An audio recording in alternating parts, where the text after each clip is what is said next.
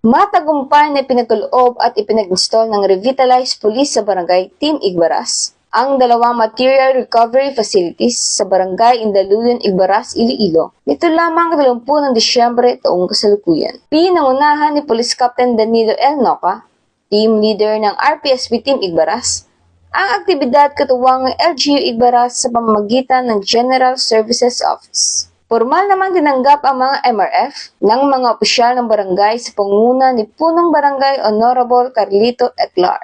Layunin ng proyekto na mapabuti ang solid waste management sa barangay sa pamamagitan ng tamang paghihiwalay ng basura bilang suporta sa kalinisan, kaligtasan, at pangangalaga sa kapaligiran. Ang mga MRFs ay ganap ng operational at handa ng gamitin ng komunidad. Patuloy na pinatutunayan ng RPSB Team Igbaras ang tapat na serbisyo at malasakit nito sa komunidad sa pagsusulong ng kaligtasan, kaayusan at pagmatagalang kaunlaran sa pamayanan, bagong PNP para sa bagong Pilipinas, serbisyong mabilis, tapat at nararamdaman. Mula rito sa Western Visayas, ako ang PNN correspondent, Patrolwoman Ninette Sablon, alagad ng batas, tagataguyod ng Balitang Pulis.